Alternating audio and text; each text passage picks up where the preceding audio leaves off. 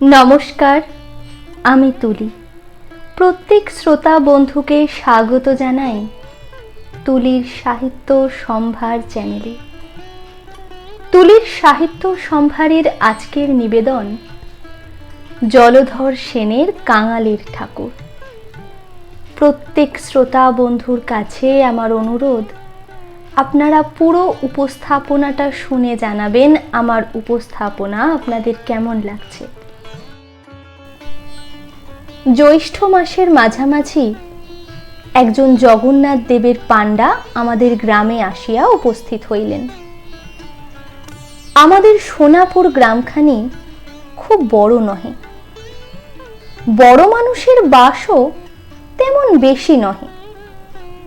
প্রায় সকলেই আমাদেরই মতো সামান্য অবস্থার গৃহস্থ।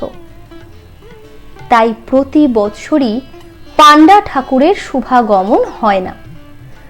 জগন্নাথ দর্শনার্থী যাত্রী বছরে বছরে পাওয়াও যায় না। 2-4 বৎসর অন্তর পাণ্ডা ঠাকুর আসেন এবং যেমন করিয়া হোক 10-20 জন যাত্রী লইয়া যান। আমি যেবারের কথা বলিতেছি, তাহার পূর্ব বৎসর আমার পিতা ঠাকুর স্বর্গারোহণ করেন। আমার পিতৃব্য শ্রীযুক্ত দয়ালচন্দ্র দে মহাশয় আমার মাতা ঠাকুরানীর তখন অভিভাবক। পিতা ঠাকুর বর্তমানেই কাকা পৃথক হন, বাড়িও পৃথক করেন। আমরা জাতিতে সুবর্ণ বণিক। পূর্বে পিতা ঠাকুর ও কাকা মহাশয় যখন একান্নভুক্ত ছিলেন, তখন আমাদের একখানি বেনে মশলার দোকান ছিল। পৃথক হইবার পর পিতা একখানি নূতন দোকান করেন। পূর্বের দোকানখানি কাকাকেই দান করেন। পিতার মৃত্যুর সময়ে আমার বয়স 13 বৎসর। সে সময়ে আমি কি আর নিজে দোকান চালাইতে পারি? তাই আমার এক মামাতো ভাই দোকানের ভার গ্রহণ করেন। গিরিশ দাদা আর আমি দুজনে দোকানের কাজকর্ম করি। গিরিশ দাদা মাসে 14 টাকা পান, আর আমাদের বাড়িতেই তিনি থাকেন। এই খরচ বাদে যাহা লাভ হয়, তাহাতে আমাদের মাতা পুত্রের সংসার একরকমে চলিয়া যায়। দিদির বিবাহ বাবাই দিয়া যান। দিদিদের অবস্থা ভালো। সংক্ষেপে এই আমাদের সাংসারিক অবস্থা। জগন্নাথের পাণ্ডা ঠাকুর গ্রামে আসিয়া বাড়ি বাড়ি ঘুরিয়া যাত্রী সংগ্রহ করিতে লাগিলেন। আমার কাকা জগন্নাথ দর্শনে যাইবেন স্থির করিলেন। মা কি আর এমন সুযোগ ত্যাগ করিতে পারেন? তিনি কাকাকে ধরিয়া বসিলেন যে তাহাকেও সঙ্গে লইতে হইবে। কাকার আর তাহাতে আপত্তি কি? তিনি জানিতেন মায়ের তীর্থ ভ্রমণের ব্যয়ভার তাহাকে বহন করিতে হইবে না, সুতরাং তিনি সম্মত হইলেন। কিন্তু গোলযোগ বাঁধিল আমাকে লইয়া। আমি বলিলাম, মা, আমিও তোমার সঙ্গে যাব। কাকার তাহাতে আপত্তি, মায়েরও আপত্তি। আমি ছেলে মানুষ, জগন্নাথের পথ বড়ই খারাপ, নানান বিপদের সম্ভাবনা। 1 মাসের পথ হাঁটিতে হয়। রাস্তায় চোর ডাকাত, যাত্রীদের প্রায়ই নানা পীড়া হয়। অনেকে আবার প্রাণ ত্যাগও করে। এ অবস্থায় আমার মতো ছেলে মানুষকে কিছুতেই সঙ্গে লইয়া যাইতে পারা যায় না। আমি যদি সঙ্গে যাইতে চাই, তাহা হইলে কাকা মাকে লইয়া যাইতে পারিবেন না, এই তিনি স্পষ্ট জবাব দিলেন। মা আমাকে অনেক বুঝাইলেন, কিন্তু আমি কাঁদিয়া আকুল হইলাম। অবশেষে মা বলিলেন, তাহলে আমার অদৃষ্টে আর জগন্নাথ দর্শন নাই। যাক, আমি আর যাব না। পাপীর কি এমন ভাগ্য হয়? তিনি দীর্ঘ নিঃশ্বাস ত্যাগ করিয়া তীর্থযাত্রার বাসনা ত্যাগ করিতে উদ্যত হইলেন। লেখাপড়া অতি সামান্যই শিখিয়াছিলাম। বেনের ছেলে একটু লিখিতে পড়িতে পারিলে এবং হিসাবপত্র রাখিতে পারিলেই যথেষ্ট। তাই বাবা আর আমাকে স্কুলে দেন নাই। পাঠশালার বিদ্যা যথা কিঞ্চিত আয়ত্ত করিয়াই 12 বৎসর বয়সে আমি দোকানে যাইতে আরম্ভ করি। সে ভালোই হইয়াছিল, নতুবা তাহার 1 বৎসর পরেই যখন বাবা মারা গেলেন, তখন যদি আমি দোকানের কাজ মোটেই না জানিতাম, তাহা হইলে বড়ই বিপদ হইত।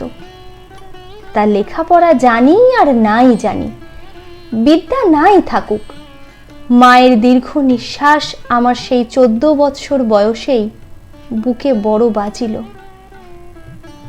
আমি দেখিলাম মায়ের তীর্থ ধর্মের আমি অন্তরায় হইলাম। তখন আর নিজের কথা ভাবিলাম না।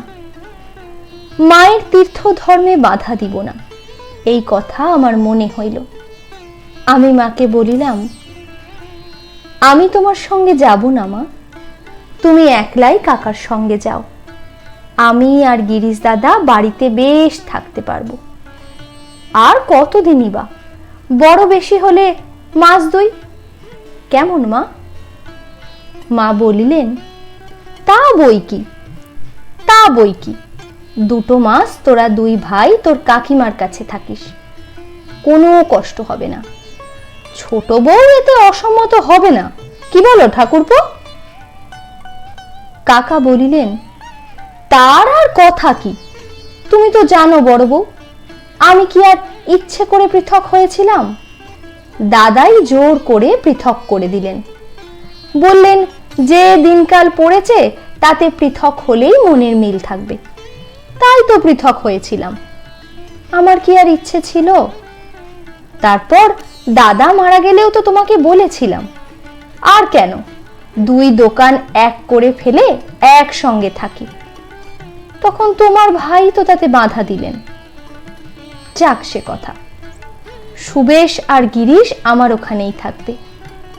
আর তুমি তো আমার সম্বন্ধী রায়চরণকে জানো, সেই 1 মাস 2 এখানে থেকে আমার দোকান দেখবে, বাড়িরও ভার নেবে। মা বলিলেন, তাহলে ঠাকুরপো ছোট বউকেও নিয়ে যাই না, এমন সুবিধে কি তার আর মিলবে? ছেলে পিলে তো হলো না যে তাই নিয়ে থাকবে, তাকেও সঙ্গে নিয়ে চলো। কাকা বলিলেন, এই শোনো কথা, আজ 3 দিন ধরে তাকে বুঝিয়ে সুঝিয়ে ঠিক করেছি, এখন তুমি আবার তাল তোলো, শেষে দেখছি কারোরই যাওয়া হবে না। আর তার কি এখন তীর্থধর্মের সময়? সে পরে হবে, তুমি আর ও গোল তুলো না বড় বউ। সুরেশ বাড়ি রইল, তাকে দেখবে কে? সে কথা ঠিক বলেছ ঠাকুরপো, তার হাতে ছেলেকে সমর্পণ করেই তো আমি যাব না। সে থাক, বেঁচে থাক, তোমার লক্ষ্মীশ্রী বাড়ুক, সে কত তীর্থধর্ম করতে পারবে। 2রা আষাঢ় শুভ দিনে গ্রামের আরো 8-10 জন মেয়ে পুরুষের সঙ্গে কাকা ও মা জগন্নাথ দর্শনে যাত্রা করিলেন। এখনকার মতো সে সময় রেল হয় নাই, তখন আমাদের গ্রাম থেকে হেঁটে গিয়ে রেলে কলিকাতায় যেতে হতো, সেখান থেকে নৌকায় উঠে উলুবেড়ে। তারপর যাদের অবস্থা ভালো নয় তারা সারা পথ হেঁটে যেত, পথে চটিতে থাকতে হতো। রাস্তা কি কম? পান্ডা ঠাকুর গল্প করিত, সে দেশে আমাদের দেশের মতো ক্রোশ নয়, ডাল ভাঙা ক্রোশ। রাস্তার কোনো স্থানের গাছ থেকে একটা ঢাল ভেঙে নিয়ে পথ হাঁটতে হাঁটতে যখন ডালের পাতাগুলো শুকিয়ে যেত, তখন 1 ক্রোশ পথ চলা হতো। তাই তখন লোকে বলতো, বাবা জগন্নাথের কথাই যেন মনে হয়, পথের কথা মনে না হয়। এই রকম কত কথা যে সে সময়ে শুনেছিলাম, তার সব কি আর মনে আছে? মা চলে যাবার পর প্রথম প্রতিদিনই তার কথা মনে হতো। গিরিশ দাদার সঙ্গে মায়ের কথাই হতো। দোকান বন্ধ করে যখন কাকার বাড়িতে রাত্রিতে আহার করতে যেতাম, তখন কাকিমার কাছে বসে মায়ের কথাই বলতাম। একদিন কাকিমা বললেন, দেখ সুরেশ, তুই যে রোজই কেবল মায়ের কথা বলিস, তাতে তার তীর্থ ধর্ম হবে না। এত কষ্ট করে জগন্নাথে গিয়েও দিদি ঠাকুরের দর্শন পাবেন না। আমি বললাম, ঠাকুরের দর্শন পাবেন না কেন? আমরা এখানে বসে কথা বলছি, তাতে কি দোষ হচ্ছে? কাকিমা বললেন, ওরে হাবা ছেলে, তুই যখন এখানে বসে তোর মায়ের কথা ভাবিস, তখন তিনি যেখানেই থাকুন সেখানেই তার তোর কথা মনে হয়। শুনেছি, হদ্দেষ্টে তো নেই, নিজের কথা বলতে পারিনি। শুনেছি ছেলে কাঁদলে কি ছেলের কষ্ট হলে যত দূরেই হোক না কেন, মায়ের প্রাণ অমনি কেঁদে ওঠে। ও নারীর বাঁধন বড় শক্ত বাঁধন। তুই যদি এখানে বসে তোর মায়ের জন্য এখন কাঁদিস, তাহলে সেই পুরীর পথে চটিতে বসে এই এখনই তোর মায়ের প্রাণ কেঁদে উঠবেই, তার মনে তোর কথা জাগবেই। তাহলে তার আর জগন্নাথ দর্শন হবে না। আমি বললাম, সে কি করে হবে কাকিমা? কাকিমা বললেন, তাই হয় রে বাবা, তাই হয়। তুই তার কথা যখন তখন ভাবলে তাকেও তোর কথা ভাবতেই হবে। তার ফল কি হবে শুনবি? আমার বাপের বাড়ির গাঁয়ের একজন বিধবা, এই তো মায়ের মতো, একেবারে তোরই মতো, কি তোর চাইতেও হয়তো একটু ছোট একটি ছেলেকে বাড়িতে রেখে জগন্নাথ দেখতে গিয়েছিল। বিধবা সারা পথ শুধু ছেলের কথাই ভাবতো, ছেলের কথাই বলতো। এই আমার খোকা এখন ভাত খাচ্ছে, এই আমার খোকা এখন হয়তো খেলা করছে, এই আমার খোকা বুঝি কাঁদছে, এই আমার খোকার বুঝি খিদে পেয়েছে। হতভাগী সারাটা পথ শুধু এই করেই গিয়েছিল। সাথী যারা ছিল তারা কত নিষেধ করত, বলতো, খোকার মা, খোকার কথা ভেবো না, জগন্নাথ দেবের কথা ভাবো। সে কিন্তু তা পারত না। তার মন পড়েছিল তার খোকার কাছে। তারপর কি হলো শুনবি? পুরীতে পৌঁছে যখন তারা ধুলো পায়ে জগন্নাথ দর্শন করতে মন্দিরে গেল, তখন আর সকলে ঠাকুরের চাঁদ মুখ বেশ দেখতে পেলে। কিন্তু ওই হতভাগী খোকার মা বলতে লাগলো, কই, মন্দিরের মধ্যে তো জগন্নাথ দেখতে পাইনি, ও যে আমার খোকার মুখ। 3 দিন উপরি উপরি দেখতে গেল, খোকার মুখ ভিন্ন আর কিচ্ছু দেখতে পেল না। রথে যখন ঠাকুরকে তোলা হলো, তখনও দেখতে গেল, কিন্তু সে চাঁদ মুখ আর তার দর্শন হলো না। সে তার খোকার মুখই দেখলে, ঠাকুর তাকে দর্শনই দিলেন না। জগন্নাথ যে সে ঠাকুর নয় সুরেশ, তাঁরই দিকে মন দিয়ে না গেলে তিনি দর্শন দেন না। আরো শুনবি? গল্প শুনেছি, এক বুড়ি একবার জগন্নাথে গিয়েছিল। যাবার সময়ে তার বাড়ির উঠানে একটা সজনে গাছে ফুল ফুটতে দেখে গিয়েছিল। বুড়ি সারা পথ সেই সজনের ফুল আর খাড়ার কথা ভাবতে ভাবতে গিয়েছিল। মন্দিরে গিয়ে সে নাকি সজনে খাড়াই দেখেছিল। জানিস, এসব সত্যি কথা। তাই তোকে বলছি, মায়ের জন্য অত কাতর হলে তোর মায়ের মনও তোর জন্য কাতর হবে। তখন তিনি মন্দিরে গিয়ে ঠাকুরের দর্শন তো পাবেনই না, দেখবেন তোর মুখ। এত কষ্ট, এত খরচ সব বৃথা হয়ে যাবে। কাকিমার কথা শুনে মনে বড়ই ভয় হলো। তাহলে তো মায়ের কথা ভাবা ঠিক নয়। কিন্তু মন কি সে কথা বোঝে? সংসারে মা বিনে আমার যে আর কেউ নেই। এই 14 বৎসর তাহারই স্নেহ ধারায় যে আমি পুষ্ট বর্ধিত। আমার সেই স্নেহময়ী জননীর কথা যে সময়ে অসময়ে আমার মনে হতে চায়। কোনো বাধা বিপত্তির কথা যে মনেই থাকে না। 2-1 দিনের পথ হলেও না হয় মনকে প্রবোধ দিতে পারতাম, কিন্তু এ যে দীর্ঘ পথ, আর সে পথে কত বিপদ, কত কষ্ট। মা যে কোনো দিন এত কষ্ট সহ্যই করেন নাই। পথে তার যদি অসুখ হয়, তাহলে কে তাকে দেখবে? কাকা কি তেমন করে তার সেবা করবে? ডাক্তার, কবিরাজ, সেখানে কি আর মিলবে? মা যদি মারা যান, কথাটা যে আমি ভাবতেও পারি না। আমি তখন কাতরভাবে জগন্নাথ দেবের কাছে প্রার্থনা করতাম, হে ঠাকুর, আমার মাকে ঘরে ফিরিয়ে এনে দাও। এ সংসারে মা ছাড়া আমার কেউ নেই ঠাকুর। কাকিমার সঙ্গে কথা হওয়ার পর মুখ ফুটে আর মায়ের কথা কাহাকেও বলতাম না।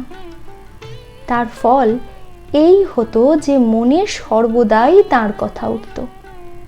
হাজার চেষ্টা করেও আত্মসংবরণ করতে পারতাম না। সেবার 24শে রথ, 24শে পর্যন্ত চুপ করেই ছিলাম। তারপর তো আর ভয় ছিল না। মায়ের জগন্নাথ দর্শন তো হয়ে গিয়েছে। এখন তো তিনি বাড়ি ফিরবেন। এখন আর তার কথা বললে তার ঠাকুর দর্শনের কোনো ব্যাঘাতই হবে না। তখন আমি দিন গুনতে আরম্ভ করলাম। 2রা তারিখে তারা বাড়ি থেকে বেরিয়েছেন। 19শে 21শে নিশ্চয়ই পুরীতে পৌঁছেও গিয়েছেন। তাহলে যেতে লেগেছে 18 দিন। 24শে রথ হয়ে গেছে। তারা না হয় আরো 1 দিন কি 2 দিন সেখানে বাস করবেন। তাহলে 26শে, নিতান্ত না হয় 27শে নিশ্চয় যাত্রা করেছেন। সেই 27শে থেকেই আমি দিন গুনতে আরম্ভ করে দিলাম। কোথায় সোনাপুর, আর কোথায় সেই অজানা অচেনা পথ পুরী। সে পথের কোনো সংবাদই আমি জানতাম না। তবুও প্রতিদিন আমি সেই পথের কথা ভাবতাম। এই একদিনে মা 3 ক্রোধ পথ এসে একটা চটিতে উঠেছেন। এই তার পরদিন মা খুব জোরে পথ চলছেন। তাকে শীঘ্র বাড়ি আসতে হবে যে। আমি যে তার পথ চেয়ে বসে আছি। মা তো তা বেশ বুঝতে পারছেন। কাকিমা যে বলেছেন, মায়ের ছেলের প্রাণ এক তারে বাঁধা। আমি যে এত আকুল হয়েছি, মা সে কথা বেশ জানতে পারছেন। পথে বিলম্ব, তা তিনি কিছুতেই করতে পারবেন না। যেতে যদি 18 দিন লেগে থাকে, তাহলে ফিরতে 15 দিনের বেশি কিছুতেই লাগবে না। মাকে যে ছুটে আসতে হবে। যারা সঙ্গে গিয়েছে তারাও ছুটছে বই কি, সবারই তো বাড়ি ঘর আছে। কাকা কি আর পথে বিলম্ব করতে পারেন? পরের উপর দোকান সংসার ফেলে তিনি কি আর নিশ্চিন্ত আছেন? আমি সোনাপুরে আমাদের দোকানে বসে প্রতিদিন তাদের পথ হাঁটা দেখি। তাদের জোরে পথ চলাই। পথে বিশ্রাম করতে দিই না। 1 ঘন্টা থেকে 1.5 ঘন্টা হলেই চটি থেকে পথে নামাই। ঝড় বৃষ্টি বা প্রখর রৌদ্র কিছুই মানিনি। আমার যে গরজ বেশি। 15 দিন চলে গেল, 16 দিনও গেল। কই, মা তো ফেরেন না। গ্রামের যারা গিয়েছিলেন তাদেরও সংবাদ নাই। কাকারই বা কি বিবেচনা? সেই পুরী পৌঁছে একখানি পত্র লিখেছিলেন, তারপর এত দিনের মধ্যে একটা সংবাদও দিলেন না। 2 লাইন একখানি পত্র লিখতে এত আলস্য। 18 দিনও গেল, 19 দিন এলো। যেতে তো 18 দিনের বেশি লাগেই নাই, তবে আসতে এত বিলম্ব হচ্ছে কেন? কাকার তো কোনো অসুখ করে নাই? মা ভালো আছেন তো? আমি যে আর ভাবতে পারি না। আরো 2 দিন কেটে গেল। 3য় দিন সন্ধ্যার সময় দোকানে আছি। সংবাদ পেলাম এই মাত্র পুরীর যাত্রীরা ফিরে এসেছেন। গিরিশ দাদাকে দোকান বন্ধ করে আসতে বলে আমি ঊর্ধ্বশ্বাসে বাড়ির দিকে ছুটলাম। আমাকে অধিক দূর যেতে হলো না, পথের মধ্যেই কাকার সঙ্গে দেখা হলো। তিনি বিষণ্ণ বদনে অতি ধীরে ধীরে বাজারের দিকেই আসছিলেন। আমি তাড়াতাড়ি তাহার পায়ের ধুলা মাথায় নিয়ে বললাম, কাকা, তোমরা কতক্ষণ এসেছো? কাকা আমার কথার উত্তরে হা হা করে কেঁদে উঠে আমাকে বুকে জড়িয়ে ধরলেন। তাহার এই অবস্থা দেখে আমি যে কি করব ভেবে পেলাম না। তবে মায়ের যে কিছু হয়েছে তা বেশ বুঝতে পারলাম। তবুও প্রাণপণ শক্তিতে জিজ্ঞাসা করলাম, মা ভালো আছে তো? কাকা আর চুপ করে থাকতে পারলেন না। কাঁদতে কাঁদতে বললেন, ওরে বাপ আমার, বড় বউ আমাদের ছেড়ে গেছে। আর কি শুনবো? শুনবার যা তা তো শুনলাম। আমার তখন কি হলো আমি চিৎকার করে কাঁদতে পারলাম না। কে যেন আমার বুকের ওপর 10 মণ ভার চাপিয়ে দিল। কে যেন আমার গলা চেপে ধরলো। আমার এই অবস্থা দেখে কাকা আমাকে তার কাঁধের উপর ফেলে বাড়ির দিকে ফিরলেন। তখন সত্যই আমার চলবার সামর্থ্য ছিল না, কথা বলবার শক্তিও ছিল না। বাড়ি আসিলে কাকিমা আমাকে কোলের মধ্যে টেনে নিয়ে কাঁদতে লাগলেন। আমাকে আর কি সান্ত্বনা দেবেন? একটু পরে নিজে কিঞ্চিত শান্ত হয়ে বললেন, বাবা, আর কেঁদে কি করবে?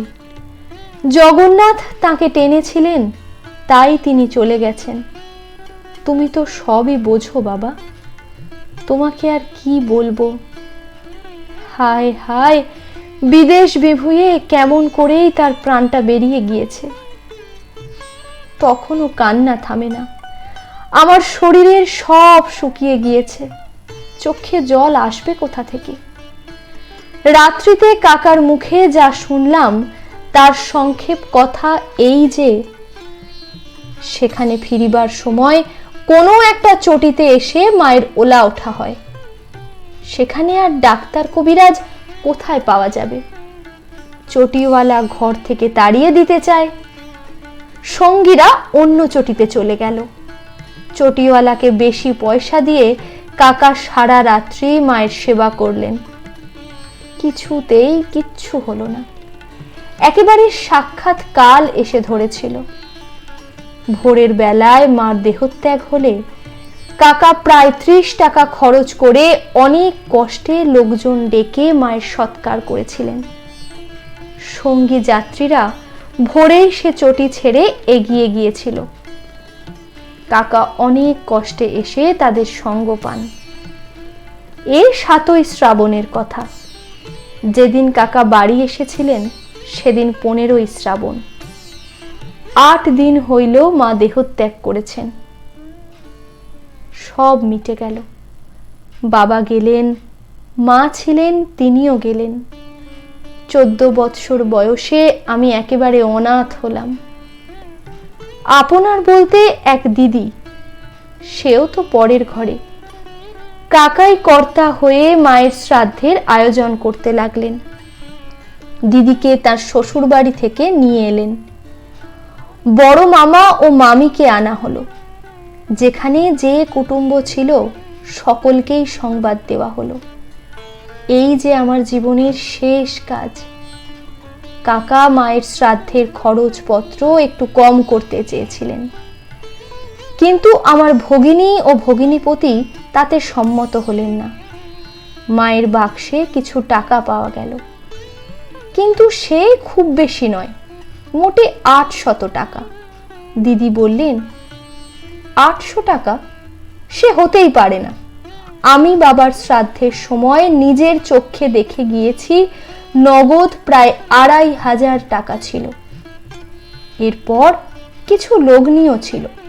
সেসব টাকা কোথায় গেল? কাকিমা বললেন, বোধহয় লগ্নি আরো বাড়িয়ে গিয়েছেন। তারপর জগন্নাথে যাওয়ার সময়ও 500 টাকা নিয়ে গিয়েছিলেন। সে তো আমিই জানি। ওদের জিজ্ঞাসা করলাম মরবার সময় দিদির কাছে কি টাকা কড়ি ছিল। তাতে শুনলাম সেসব কি তখন খোঁজ নেবার সময়? যদি কিছু থেকেও থাকে তা দিদির সঙ্গেই গেছে। দিদি বললেন, যাক, মাই যখন গেলেন তখন তার টাকার কথা আর ভেবে কি হবে। কাকিমা বললেন, কথা তো সত্যি, কিন্তু মরবার সময় দিদির কাছে নিশ্চয়ই 150-200 টাকা ছিলই ছিল। তোমার কাকার কি সেসব দেখা উচিত ছিল না? সে তার কিছুই জানে না বললে। আমি বললাম, সে কথায় আর কাজ কি, আমার যা আছে তাই দিয়েই মায়ের কাজ ভালো করে হোক। আর তো মায়ের জন্য কিছুই খরচ করতে হবে না। সেইভাবেই আয়োজন হতে লাগলো। দেখতে দেখতে শ্রাদ্ধের দিন উপস্থিত হইল। আত্মীয় কুটুম্ব প্রতিবেশীতে বাড়ি ভরে গেল। কাকার আর অবকাশ নাই। সমস্ত আয়োজনই যথারীতি হলো। আমাদের বৃষোৎসর্গ করতে নেই, পূর্বেও কোনো শ্রাদ্ধেই তাহা হয় নাই, সুতরাং সে আয়োজন করা হলো না। যথা সময়ে সকলে সভাস্থ হলেন। পুরোহিত মহাশয় সমস্ত গোছাইয়া লইলেন। আমি সবে শ্রাদ্ধধিকারীর আসন গ্রহণ করতে যাব, বেলা তখন প্রায় 10টা। সেই সময় বাড়ির বাহিরে মহা গোলযোগ আরম্ভ হইল। কি হলো দেখবার জন্য কয়েকজন লোক বাহিরে ছুটে গেল। কাকাও গেলেন। একজন তাড়াতাড়ি ভিতরে এসে বলে উঠলেন, ওরে শ্রাদ্ধ রাখ, যার শ্রাদ্ধ করতে বসেছ তিনিই এসে হাজির। সুরেশের মা মরেন নাই, ফিরে এসেছেন। মা মরেন নাই, ফিরে এসেছেন? সে কি কথা? এও কি হয়? আমার মাথা ঘুরে গেল। আমি অজ্ঞান হয়ে পড়ে গেলাম। আমার যখন জ্ঞান হলো তখন দেখলাম সত্য সত্যই মা আমাকে কোলে করে বসে আছেন, দিদি আমার পাশে। আমি অতি ধীরে ধীরে বললাম, মা, মা গো, এই যে বাবা আমি, বলে মা আমাকে বুকের মধ্যে চেপে ধরলেন। আর তো অবিশ্বাস নাই, সত্যই তো আমার মা ফিরে এসেছেন। সে যে কি আনন্দ তা কি আর আমি বলতে পারি? যে মা আজ 1 মাস মারা গিয়েছেন সেই মা এসেছেন। ওরে, আমার মা এসেছেন। আমার ইচ্ছা হতে লাগলো আমি প্রাণপণে চিৎকার করে বলি, ওরে, আমার মা ফিরে এসেছেন। এই সময় কাকার বাড়ি থেকে একজন লোক এসে বলল, ওগো, তোমরা শিগগিরই এসো, ছোট কর্তা গলায় দড়ি দিয়েছেন। এই কথা শুনেই মা ও কাকিমা তাড়াতাড়ি উঠে পড়লেন এবং দিদিকে আমার কাছে থাকতে বলে কাকার বাড়িতে চলে গেলেন। আমার যাবার শক্তি ছিল না, আর শক্তি থাকলেও আমি যেতাম না। কিন্তু কাকার কি হলো জানবার জন্য বড় আগ্রহ হলো। দিদিকে বললাম, দিদি, তুমি একবার খবর নিয়ে এসো তো, কি হয়েছে? দিদি প্রথমে আপত্তি করলো, শেষে আমার অত্যন্ত আগ্রহ দেখে চলে গেল এবং একটু পরে এসে বলল, আমরা তোমাকে নিয়ে বিব্রত ছিলাম। কাকা যে কখন চলে গিয়েছেন কেউ বলতে পারে না। তিনি বাড়ি গিয়েই গলায় দড়ি দিয়ে মরেছেন। পাড়ার সকলে দড়ি কেটে নামিয়েছে, ডাক্তার এসেছে, কিন্তু কাকার প্রাণ বেরিয়ে গিয়েছে। সকলেই বলছে, যেমন কর্ম তেমনই ফল। মা এখন আর আসতে পারবেন না। কাকার শোচনীয় পরিণাম শুনে তার মহা অপরাধের কথা ভুলে গেলাম। তার জন্য বড়ই কষ্ট হলো। এই ঘটনার 2 দিন পরে এক সময় মাকে জিজ্ঞাসা করলাম, মা, এ কয়দিন এই সব গোলমালে কোনো কথাই জানতে পারি নাই। তুমি কি করে বেঁচে এলে বলো না মা? কাকা তো তোমাকে মেরে ফেলে, তোমার সৎকার পর্যন্ত করে এসেছিল। তারপর কি হলো? মা বললেন, সে কথা তোর আর শুনে কাজ নেই, আর যদি শুনতে হয় অন্যের কাছে শুনিস, সকলেই শুনেছে। আমি আর সে কথা তোর কাছে বলবো না। অনেক অনুরোধে মা বললেন, নিতান্তই ছাড়বি নে? তবে শোন, পথের কথা আর জগন্নাথ দেবের কথা তোকে আর কি বলবো, তুই তার কি বা বুঝবি। প্রথম রথের পরদিনই আমার বেরুবার ইচ্ছা। তখন তো আর ঠাকুরের টান নেই, তোর টান। ঠাকুর তার খুব ফল দিয়েছেন, খুব সাজা দিয়েছেন। সঙ্গে যারা ছিল তারা সকলেই আরো দুদিন থাকতে চাইলে। কি করি, থাকতেই হলো। কিন্তু প্রাণ তখন বাড়ির দিকে, তোর দিকে। 3 দিনের দিন সকলে মিলে বেরিয়ে পড়লাম। আমার তখন এমন হয়েছে যে 2 দিনের পথ এক বেলায় চলতেও আমার আপত্তি নেই, আর সকলেরও প্রায় তাই। ঠাকুর বললেন, রও বেটি, তোর শিগগির বাড়ি যাওয়া ঘুচিয়ে দিচ্ছি। 10 দিন বেশ এলাম। 11 দিনের দিন পথের মধ্যে আমার পেটের অসুখ হলো। কাউকে সে কথা বললাম না। অতি কষ্টে পথ চলতে লাগলাম। সন্ধ্যার সময় একটা চটিতে এসে আমি একেবারে অসাড় হয়ে পড়লাম। খুব ভেদ বমি হতে লাগলো। আমরা যে ঘরটার আশ্রয় নিয়েছিলাম, আমার অবস্থা দেখে সঙ্গীরা সে ঘর ছেড়ে আর একটা ঘরে চলে গেল। তোর কাকা আমার কাছেই বসে থাকলো। কেমন করে চটিওয়ালা সেই খবর পেল। আর যাবে কোথা, সে একেবারে একখানা লাঠি হাতে করে এসে বলল, এখনই বেরো, নইলে মেরে তাড়িয়ে দেবো। ঠাকুরপো কত মিনতি করতে লাগলো, বেশি পয়সা দিতে চাইলো, কিন্তু কিছুতেই সে রাজি হলো না। তখন কি আর আমার উঠবার শক্তি ছিল? অনেক কষ্টে বসে বসে কোনো রকমে বাইরে এলাম। এখন এই রাত্রে যাই কোথায়? নিকটেই একটা গাছ ছিল, তারই তলায় গিয়ে শুয়ে পড়লাম।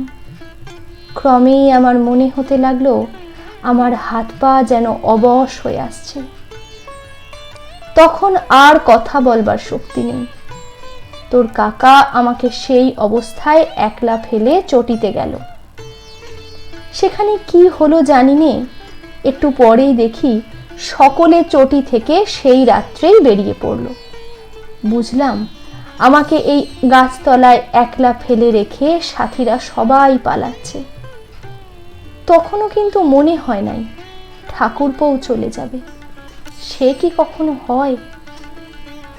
একটু পরেই দেখি ঠাকুরপো আমার কাছে এলো। আমার মনে আশা হলো সে আমাকে এমনই করে ফেলে রেখে যাবে না। ঠাকুরপো এসে কি করলো শুনবি? সে এসে আমার নাকের কাছে হাত দিল, দেখলো আমি বেঁচে আছি নাকি না।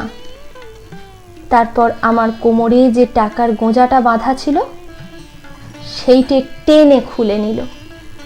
আমার তখনও বেশ জ্ঞান আছে, কিন্তু কথাও বলতে পারছি নে, হাত পাও নাড়তে পারছি না। সে তখন চলে যায় দেখে আমি প্রাণপণে চিৎকার করবার চেষ্টা করলাম, কিন্তু আমার কি আর তখন সে শক্তি ছিল? সেই অন্ধকার রাত্রিতে গাছতলায় আমাকে ফেলে সে সত্যই তাড়াতাড়ি চলে গেল। আমার বুকের ভিতর তখন যে কি করে উঠল তা তোকে কি করে বোঝাবো বাবা। সে অবস্থা যেন অতি বড় সত্তরেরও কখনো না হয়। তখন আমি সব ভুলে গেলাম, তোর মুখখানিও ভুলে গেলাম। ঘর সংসারের কথা তখন আমার আর মনে এলো না। আমার মনে এলো বাবা জগন্নাথের কথা।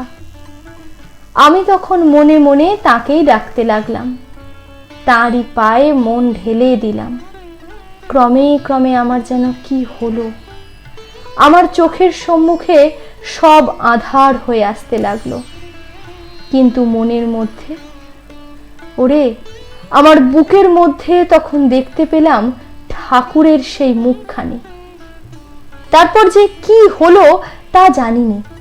যখন আমার একটু জ্ঞান হলো, সেই কতক্ষণ পরে তা কি করে বলবো। যখন একটু জ্ঞান হলো, তখন যেন মনে হলো কে আমার গায়ে হাত বুলিয়ে দিচ্ছে। সে যে কি তা তোকে বলতে পারছি না। আমার শরীরে যেন হাত লেগে সেই হাত সব শীতল করে দিচ্ছিল। চোখ আর চাইতে পারিনি। চোখের উপর কে যেন 10 মণ পাথর চাপা দিয়েছে বলে মনে হলো। অনেক চেষ্টা করে একবার চাইলাম। কি দেখলাম শুনবি বাপ আমার? মুখে যে সে কথা আসে না, কেমন করে সে কথা তোকে বলবো। আমি চেয়ে দেখলাম ঠাকুর, সত্যি ঠাকুর রে, সত্যি জগন্নাথ দেবের মুখ দেখলাম। তিনিই আমার পাশে বসে রয়েছেন। তাঁরই সেই চাঁদ মুখ আমি দেখতে পেলাম। একবার, শুধু একবার দেখা, তারপরই আবার চোখ বন্ধ হয়ে গেল। আমি চিৎকার করে ডাকলাম, প্রভু দয়াল ঠাকুর, আর একবার আমার চোখ খুলে দাও, আর একবার তোমার চাঁদ মুখখানি দেখতে দাও।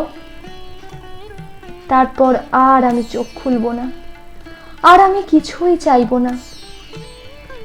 হায় রে অভাগী, হায় রে আমার কপাল।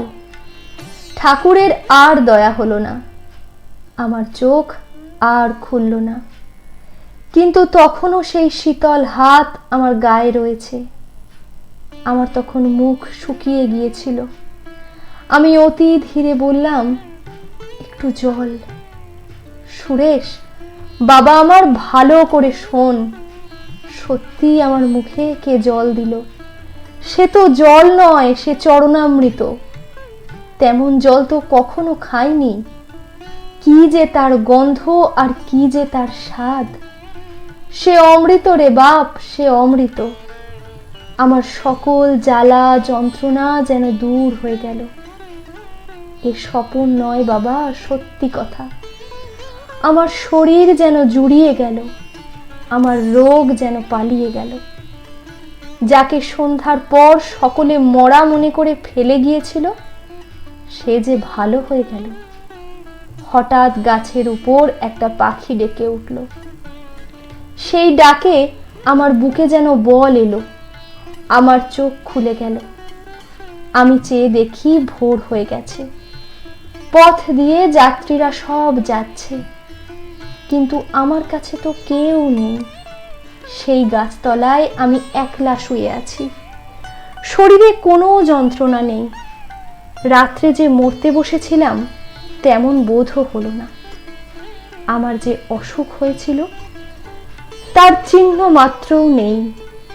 আমি তখন উঠে বসে হাত জোর করে ঠাকুরকেই ডাকতে লাগলাম, প্রভু, কাঙালের ঠাকুর, এত দয়া তোমার এই অভাগীর উপর। বাবা, তোর মা কত ভাগ্যবতী। তোর মায়ের সব আশা পূর্ণ হয়েছে বাপ। আমার মতো মহা পাপী ঠাকুরের চরণামৃত পেয়েছিল, তাই বেঁচে গেছে। তারপর আর কি, সঙ্গে পয়সা ছিল না, তাতে কি, যাবার সময় এত টাকা সঙ্গে থাকতেও একদিন খেতে পাইনি। কিন্তু যখন একটা পয়সাও নেই, তখন দয়াল ঠাকুর আমার জন্য আগে হতেই সব ঠিক করে রেখে দিতেন। সব ঠিক। পথে যেখানে গিয়েছি কাউকে বলতে হয় নাই, আমাকে ডেকে লোক খেতে দিয়েছে। এ তাঁরই খেলা, ওরে তাঁরই। উলুবেড়ের নৌকার মাঝেই আমাকে নিয়ে এলো। পয়সা নিল না, বলল, তোমার কাছে তো কিছুই নেই বলে মনে হচ্ছে, তোমাকে আর ভাড়া দিতে হবে না। কে তাকে এ কথা বলে দিল? কলকাতায় এসে শিয়ালদহের স্টেশনে এক পাশে বসে আছি। একটি বাবু এসে বলল, মা, তুমি কোথায় যাবে? আমি গ্রামের নাম বললাম।